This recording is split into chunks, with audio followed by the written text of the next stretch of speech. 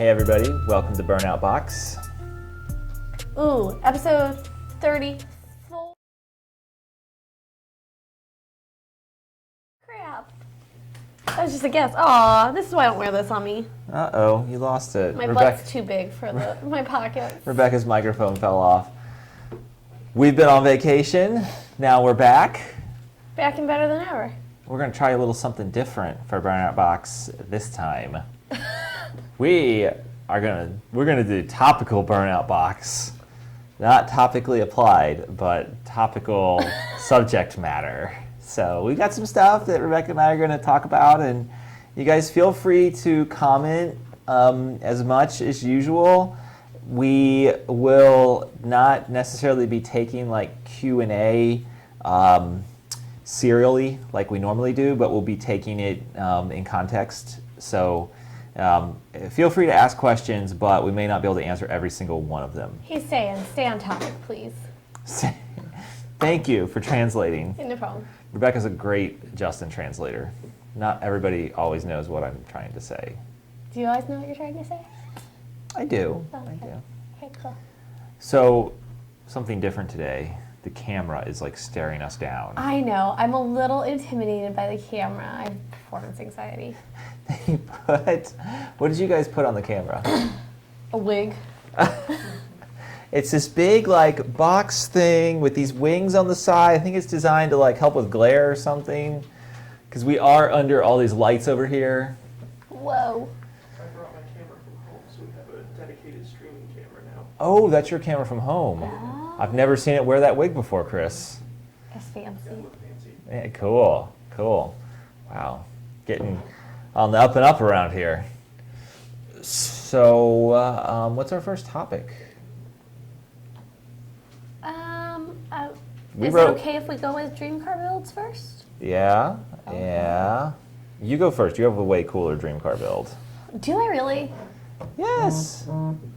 Mine is just going to be like, oh, I got a car and I hooked it up and, I'm a little numb to this stuff. So I think I've talked about it, like, at least in meetings before. Like, I'm constantly amazed that I get to, for work, play with race cars, essentially. So that to me is just, I'm not a very effusive person, so I don't think people hear me talk about it that way a lot, but it is, like, it's astounding to me. Go ahead. Yeah, we get to have fast cars and build them as a job. Yeah. So pretty freaking cool. Yeah, I mean, I've said to many people before, I wouldn't be doing this at this level if it hadn't have been for us making a business out of it, because most people with it can get expensive sometimes. Yeah, absolutely. And I think I remember a phone call with you when I was 18. I think I was 18. Oh wow! And, here we go, way back. And we were talking about cars, and I'm like, okay, like, this guy knows a lot about cars, and I know a little bit about cars, and I met him at the track, so he expects me to know a lot about cars. And now we're talking about what we want to do to our cars, and you didn't really say all that much, but I'm telling you, yeah, I want to do this and that. I don't remember the specifics. And then I remember I went skateboarding after that. It was late at night. And then I remember laying in bed with you after we got the 11 car, and I was like, it's gonna go like 9s. And then I'm like, maybe I'll go 8s on a radial. And you're like, it's not going 8s on a radial, you dumbass. We're not building one of those cars, it's just going to be like a street car. It's just going to go 10s, and then we found out how. And then we went 8.0. Yeah. At 166 on a radial. It turns out the Coyote's a bad mofo, and our Superchargers are bad mofos, and we're bad mofos. So that's an interesting turn of events. There's kind of like no limit to what we can do. Yeah. If we set our mind to it, spend enough money. Whew, I gotta get that thing to go 7s on a radial though. Yeah. So, my dream car. My car's kind of my dream car. I love my car. But the next iteration You love that more? No, I don't. Don't talk bad about that 11 car. I told you about that. That's when bad stuff starts to happen to you. And you start discrediting the one that's been true to you. I mean, the 2011 car was like the first car that Rebecca really, I would say, first. It was the first V8 car that you had. Yeah. You know, she had 2 I was Mustangs. going to say, well, I had the SRT Jeep before that, and I ran that at the track. Yeah, that's true. Like the guy at the track told me that one time when I showed up at the F-150, you'll run anything, won't you? Yup, sure as shit will. Our local drag strip, Orlando Speed World, which, gosh, we haven't been out there in a while, but we'll talk more about that later. We were regulars there. Yeah. So I've gotten to build my dream cars. I've gotten to, Lilith is going to be Coyote based with our blower on it, Turbo 400. It's going to go real fast. Yeah, it's going to go real fast. It's going to be real light. And then there's my pipe dream. Your pipe dream car. Yeah, that I just don't have time for, don't have Tell everybody about that. For. 95 Cobra R with a Coyote in it, and I don't care what you people say. My car, I can put a Coyote in it if I want.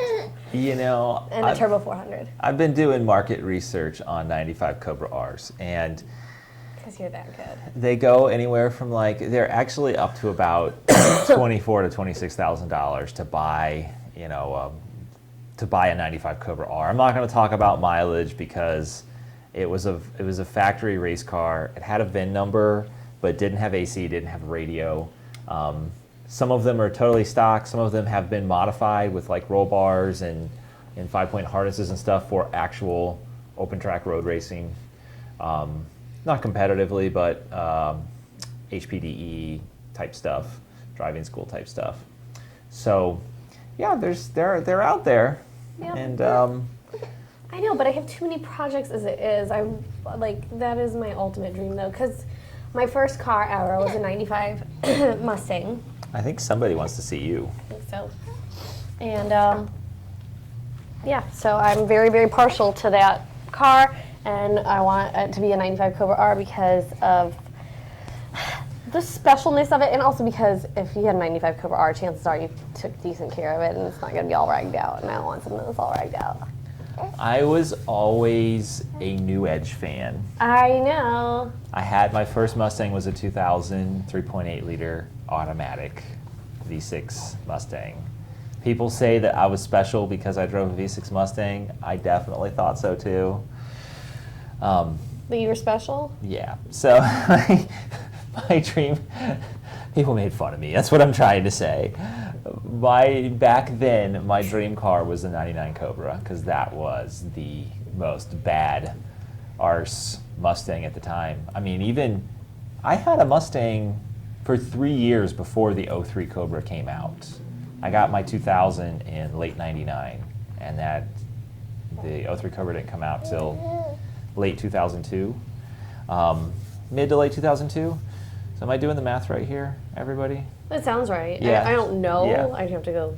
But that sounds like a reasonable release date. And it really took us a while to realize how revolutionary the 03 Cobra was. A factory boosted car, and it made what it was advertised at the flywheel, it basically made at the wheels. But the industry was so in its infancy, they honestly didn't know what to do with it. Tuners started tuning them and blowing them up, left and right. And there were no supercharger upgrades for the 03 Cobra originally. There was no bolting on a 2300, a 2.9, a 2650, and making 700-800 rear wheel horsepower. It didn't happen. The technology didn't exist. So I think once the GT500 came out in late 06, 07, 08, in that time frame, we kind of realized what we can do with a platform like that and the technology available. And then the Coyote, and then the different generations of Coyotes. Anyways, I'm getting nostalgic here, talking about dream cars and the evolution of the industry. But short version is Rebecca and I have really been able to sit here and watch it for a long time. Oh my gosh, I got my driver's license just over 20 years ago. Man, I'm old. We are. So, yeah, 20 years of Mustang and Ford Performance evolution. So what's your current dream car? I don't know. It's a good question. Yeah, that's what we were talking about today. I was thinking about going to a dark side. So my F-150 is going to get a Gen 3R, and it's going to run 10s and not break anything. That's the trick. Yeah, and then, you know, I think I'm going to kind of be over the F-150, so it's going to be available for sale. And supercharged 2016 F-150, 4-door, crew cab, 4-wheel drive. You can take it to Lowe's, take the family in it, or you can go beat up on some Mustangs at the track. And then I might go to something else. I'm really kind of jaded when it comes to dream cars because I see and do so much. I pretty much get my drag racing fix being Rebecca's crew chief and then working with our customers and then working with our shop project cars. I mean, like the F-150. Slow enough that I can't really hurt myself drag racing it. I'll leave the fast drag racing to Rebecca. So, I don't know. I could go on about when I was a kid, Corvettes and Supra dream cars and stuff like that, but I'll leave that for another episode. Ooh, I have one more dream car that is Okay. not Ford power. Okay. Porsche. Oh. Turbo Porsche. I desperately want a turbo Porsche, but as I told Justin while we were on vacation, I had too many kids. I can't get a turbo Porsche. I think one day you might have a turbo Porsche and that some of the kids just won't get to ride in it. None of the kids will get to ride it. Or none of the kids. Will you take me for a ride in your turbo Porsche? For sure. Okay, cool. For sure. So we've got some comments here. So Slapshack asked, what is my fastest time? That'd be 80 at 166 and hopefully faster soon. You need to go faster. Yep. You are a very fast woman. Is that a compliment? I meant it to be. Okay. Another question from Tim Obus, and I'm going to bring it up because we were talking about it before the show, and that is VMP's GT500 that is on order. So GT500s are looking to start shipping and being delivered in late November. You know, I know other suppliers to Ford, like Eaton, the company that makes the supercharger assembly for Ford, had their program signed off and ready to go like earlier this year. And Ford's having a lot of trouble launching this new GT500 car. They're doing a good job getting information out there and teasers and everything, but that's really just to keep you satiated until the frickin' cars get here. So, yeah, hopefully we'll see them sooner rather than later.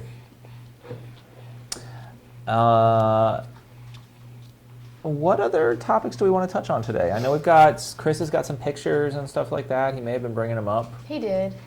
Cool. We were going to talk about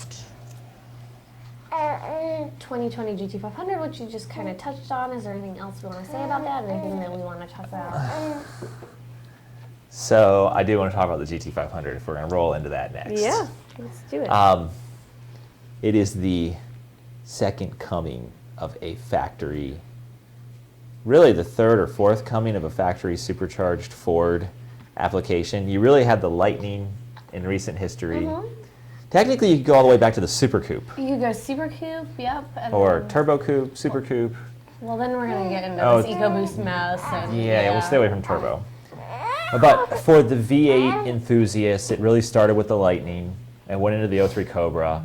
It got really hot with the GT500, and now we're going to launch a Coyote-based GT500 because, make no mistake, the new GT500, that engine is like Coyote-based.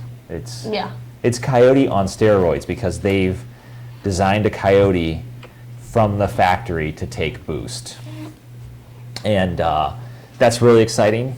I wonder where they got that idea from. Maybe like 4 months after the car was launched, Rebecca started running 10s in the quarter mile, and they thought, maybe this would be a good idea eventually. I don't know that it was me. And But there were a handful of us that, like, I was definitely, March 2011, I went out and ran 9s in that car. yeah, you were like one of the fastest out of the gate. And I was actually the fastest at that spring break shootout. Oh yeah, you were. And I just got fucked over. Yeah, and in March 2011 at NMRA Spring Break Shootout, Rebecca was in the Quick 16. No, not the spring break shootout, at the the inaugural 5-0 Oh, the inaugural shootout. 5-0 shootout. Okay. Up at MIR. Oh, right. Oh yeah, you were the fastest. Yeah, you were the fastest car there. Yeah. And like Ford, I mean, Ford looks at the aftermarket. They see it, and they take cues from it. It's what the consumers want. So that's why the cars keep getting so much better from the factory. Other pioneers were Evolution, and Adam Brown was doing stuff. Did you get her pacifier that I dropped? There we go. It's okay. Pacifier break. Oh, hi. Do you need me to hold you and rub your head? She says, hold me and rub my head and tell me I'm pretty. But yeah, I do think that Ford does have to kind of keep a finger on the aftermarket's pulse to see what they're going to do next, because you have to see what the customers want. So I'm going into a long drawn-out version of how cool a factory supercharged Coyote is, which is what's going to be in the new GT500. We're already developing upgrades for this platform.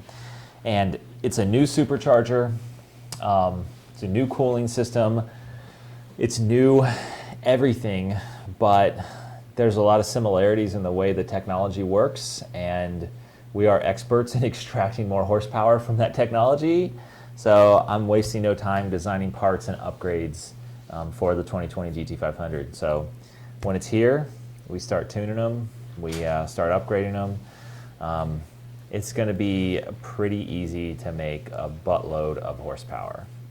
The one thing that is going to work against us a little bit is the factory compression ratio is only 9.5 to 1. Boo. Yeah. So it takes about 5 more pounds of boost to make up for that versus an 11 to 1 Coyote. And the 12 to 1 compression ratio in the new DI Coyotes is like, it's like money. It makes like the new DI motor makes another 50 to 100 horsepower. Partially because of better cylinder heads, and then because of the compression. So 2020 GT500, bad mofo, latest and greatest Coyote everything in the engine, TVS 2650 Supercharger. We're going to make it even badder.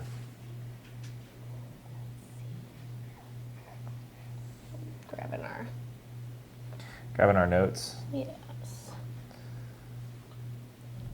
Oh, we were going to talk about boost weather and racing weather, and So one of our coworkers pointed out so nicely, he's like, we haven't been to the track enough at VMP.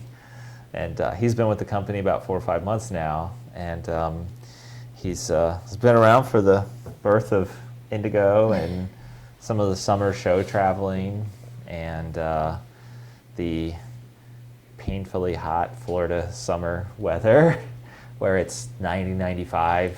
and then the rain. Yeah, and then the rain.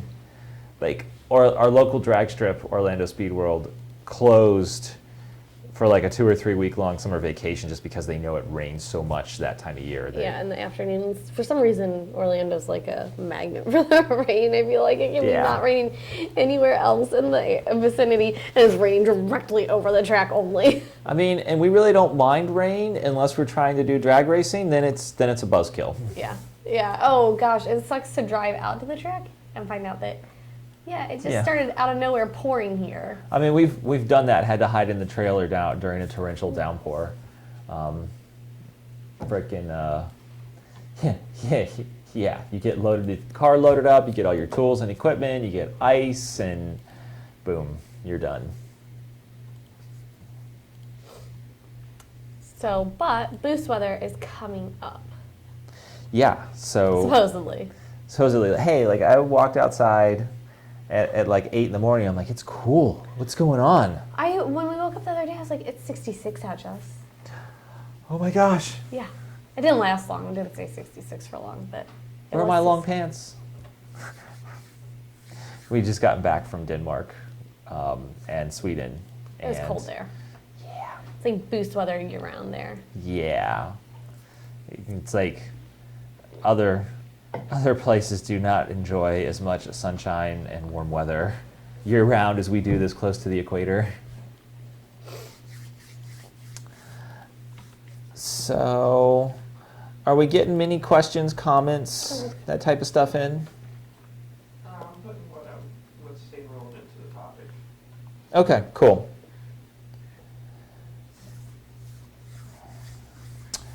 So one of the guys commented they saw us racing. Yes, the Chucky project was out at Orlando Speed World, and it was pointed out that Rebecca should drive Chucky. It was pointed out, and I was not very gracious about it. I said that I had not been asked to drive Chucky, so I hadn't driven Chucky. But it's just kind of like Chucky's just like the car that everybody gets a ride in.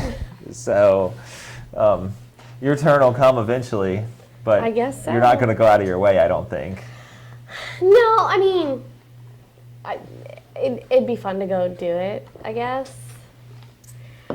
Here's the thing. Spray the NOS? Here's the thing, like, I have so much on my plate right now to take time to go run 10.5s, 10.8s, 11.0s. It's asking a whole lot. Yeah, Rebecca and I, really appreciated lately how valuable our time is and how little time there is to do the things that we want to do and need to do and have to do. I'd rather be working on stuff for the business or working on school or homeschooling the kids or working on one of the fast cars. And then, if I get time to go run Chucky, that'd be fun, but... Yeah, most of your efforts are going into getting her fast cars and those bigger projects going that, only she can drive, only she can race, and for something like Chucky, there's a lot of people around the company that can drive it and race it. Yeah, I'm not letting anybody drive my cars. For myself, I spend a lot of time making sure VMP is going in the right direction and that we're providing the best possible products and services for everybody that uses us. So that takes a lot of time and effort, and sometimes it keeps us from getting to the drag strip as much as we've done in the past, or that we'd like to, or we've done in the past. But now the boost weather's here, we're definitely getting more worked up to going back to the drag strip. Mm-hmm. And I think probably a lot of people in Florida feel that way because it is just so hot in the summer, and most of us set our best times in the winter. So it's like, well, why are you going to go out in the middle of summer and have the car not run great? So that's a good question. Yeah. Very topical.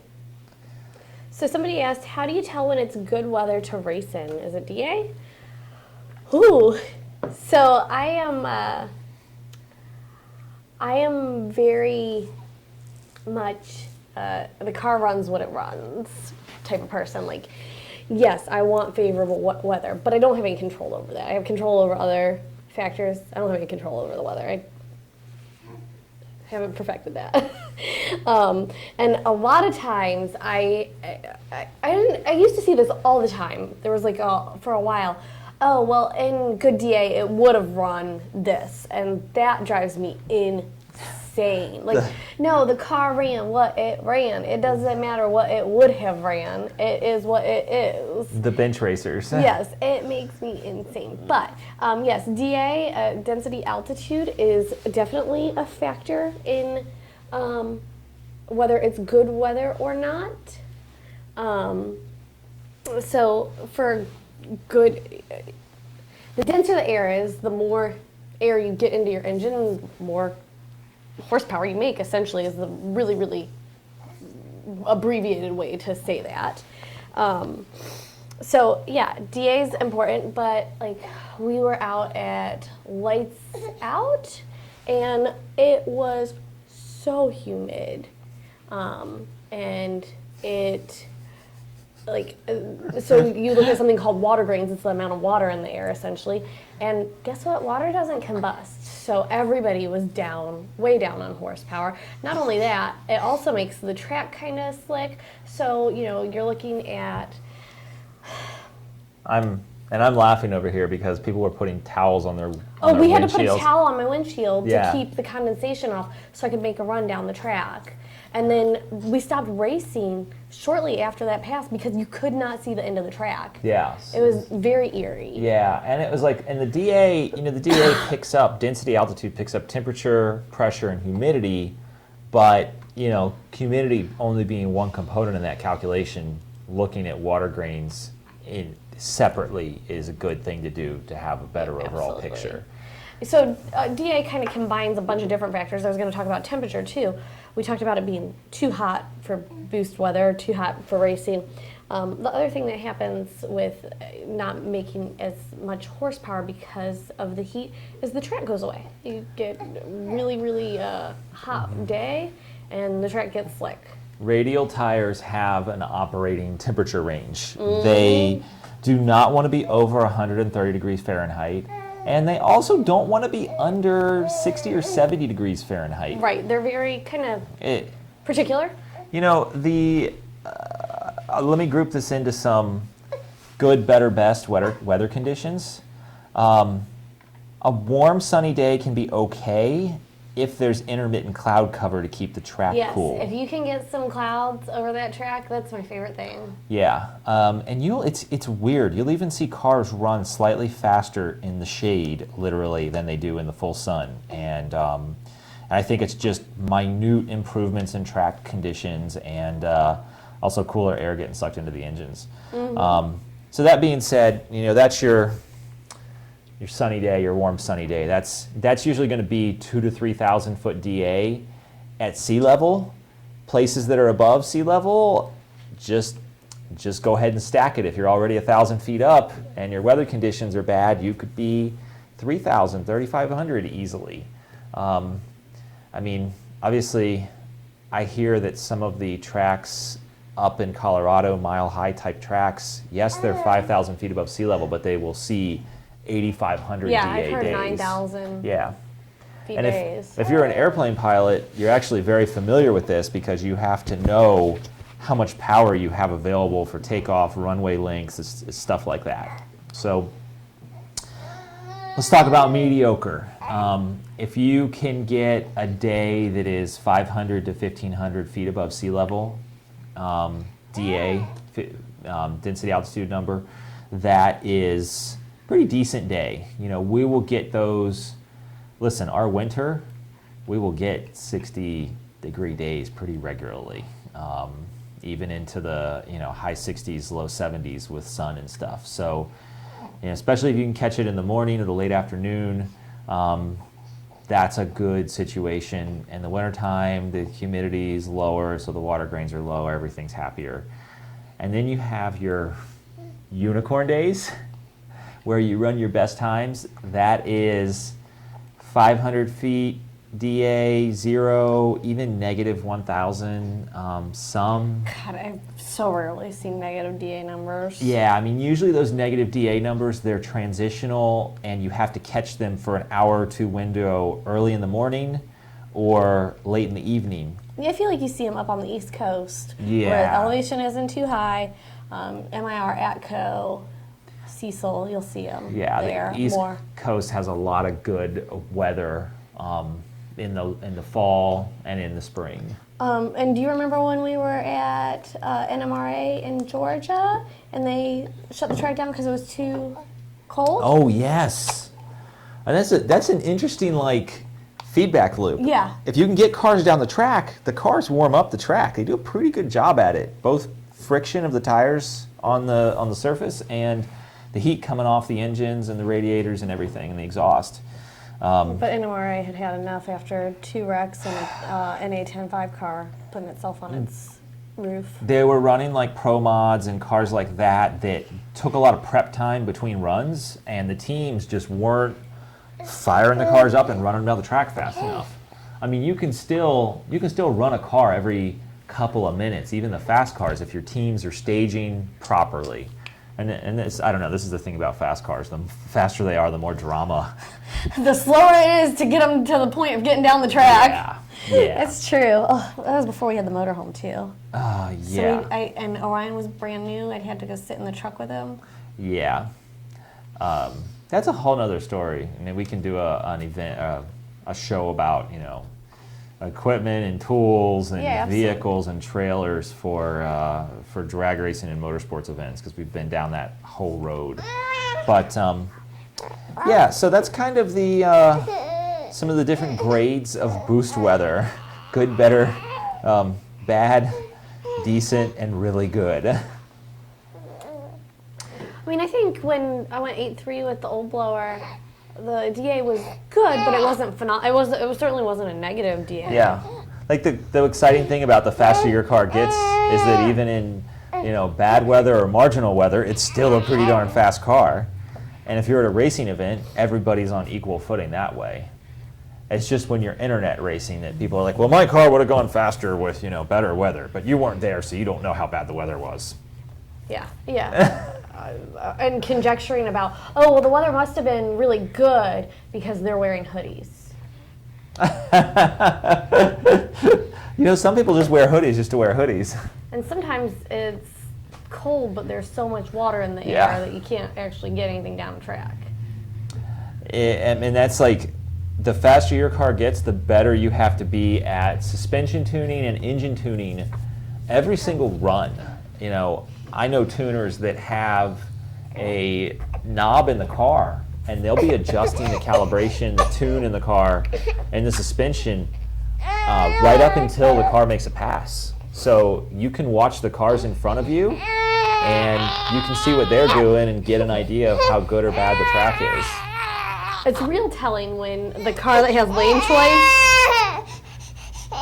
says, right before you run, no, I want the other lane.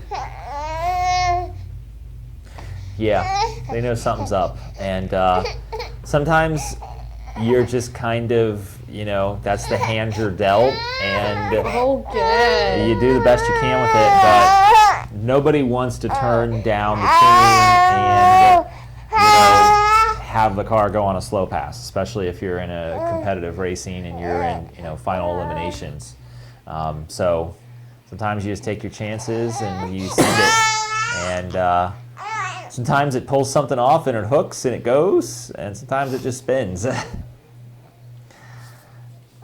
So we've had a lot of good discussion about boost weather and racing weather and the specifics of that, dream builds, and the new GT500. What else do we want to touch on today, guys?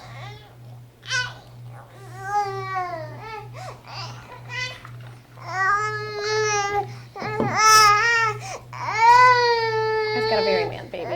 You've got a very, very frustrated baby. We have any final questions or comments?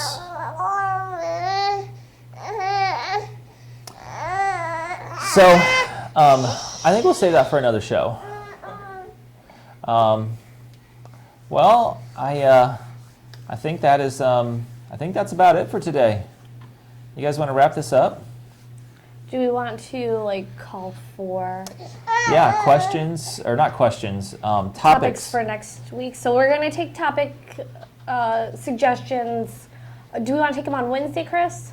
Yeah, we'll collect them. So if you guys want, I think we're going to try to stick to this kind of format. It'll be more refined next week. But if you guys want to give us things that you want us to talk about for next week's not next week's Burnout Box. We're not gonna be here. That's what I was the next Burnout Box with Justin and Rebecca, or the next Burnout Box. Yeah, just throw us some topics that you want us to expound upon, and we'll get the support and information and data together, and we'll talk about them. Well, thank you very much, everybody, for watching. Make sure you like, subscribe, and share, and we'll see you next time.